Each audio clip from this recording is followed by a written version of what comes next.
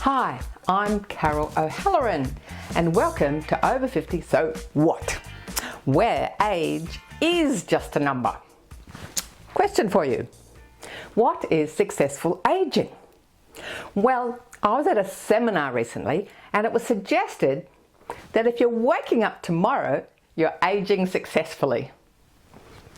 Movement is medicine. It's great for everything, for our brains, for our hearts, for our bones. Please get ready to do our 5-minute fitness. It'll get you energized for the rest of the day. Today, we speak with audiologist Andrew Campbell and learn about the amazing technology now on offer with hearing devices and how they can positively impact your overall health and well-being. If you're home alone in the weekend, we also visit Steppin' Out events, singles 40, 50, 60 plus. They run events and travel for mature singles.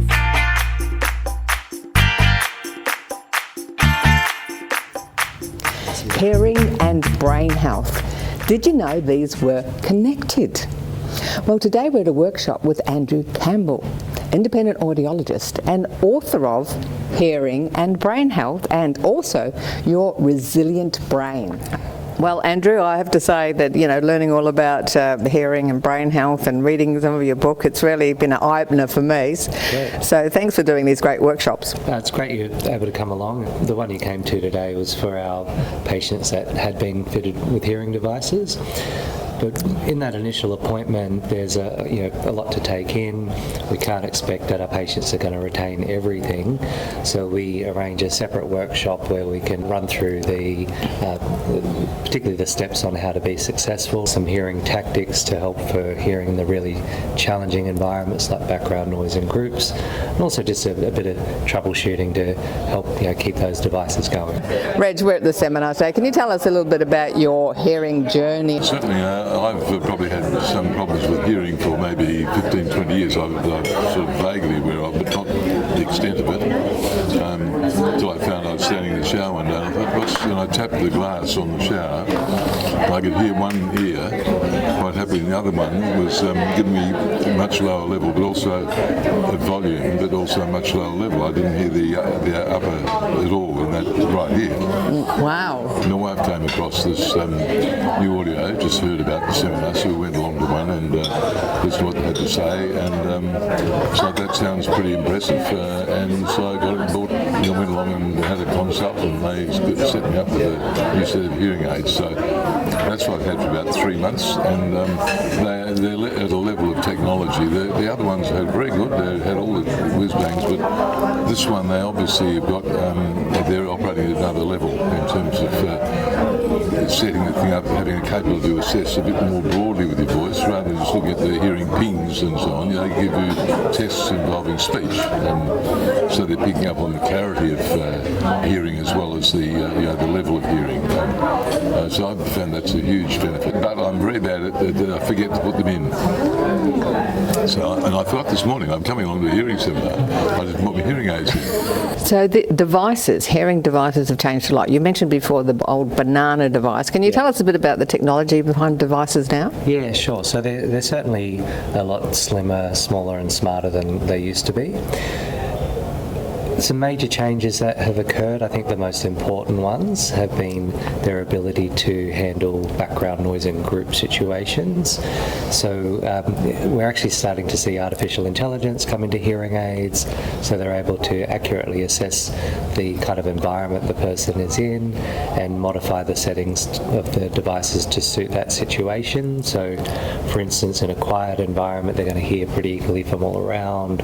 When they go into background noise in groups, the devices detect that they're in a noisy environment and focus the microphones more toward where they're facing, so they're getting that communication in front of them and not all the sounds from the sides and the rear.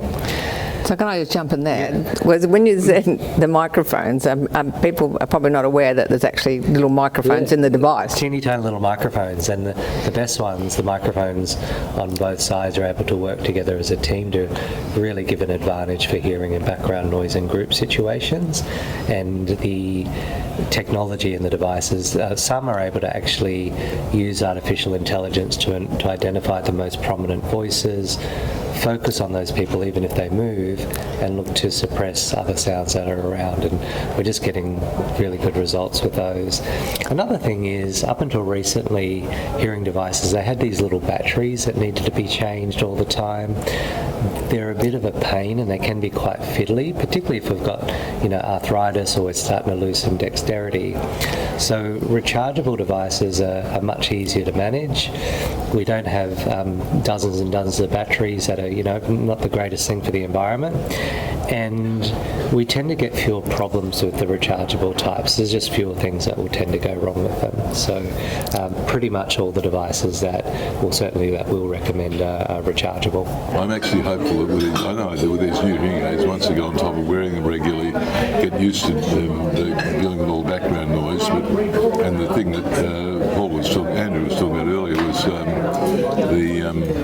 the way your voice sounds. I sing in a couple of choirs. I'm not a great singer. I'm not Mario Lanza, but and we sing in harmony, so you're singing different parts. And my voice when I'm singing it, and when I'm talking with the hearing aids in, sounds quite different, and it doesn't sound as good. My experience is in typically the upper register. I can hear the speech here without hearing aids quite happily, but it's coming from male voice. But the female voice and so on is, and these days the newsreaders are predominantly women.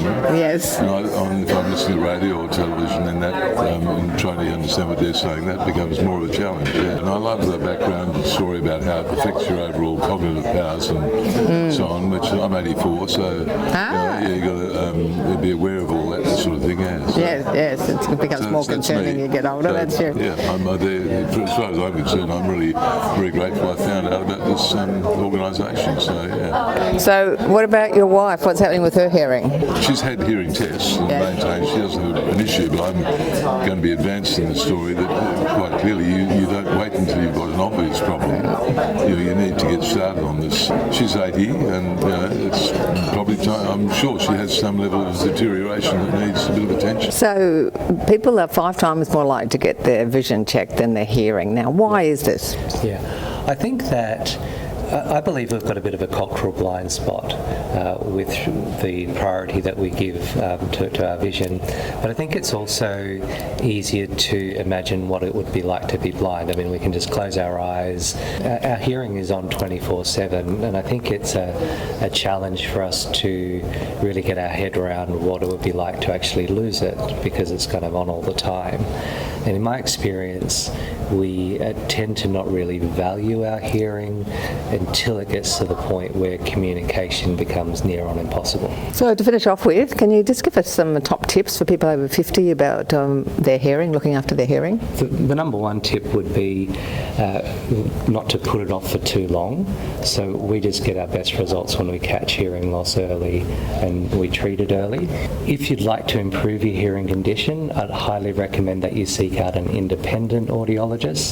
And if you've got hearing devices, or if someday you need them, the best advice that any audiologist can possibly give you is that those devices really need to be in for at least 12 hours a day. The best evidence says brain health benefits in treating hearing loss comes from all these studies where people keep the devices in consistently, and the difference in outcomes and satisfaction that we get is just way better the more those devices are in.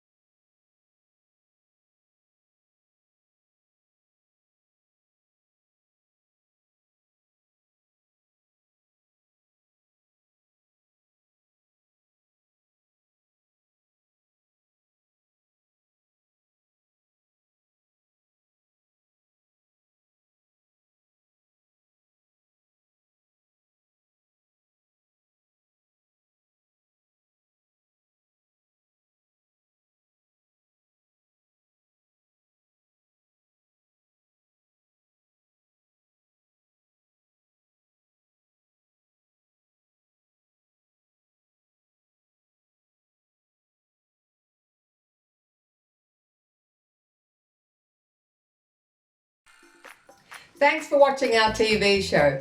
Be sure to hit subscribe and then you'll never miss an episode. Jump on Facebook, join our group, get in on the fun, fitness, wellness and inspiration. I'm Carol, over 50. So what?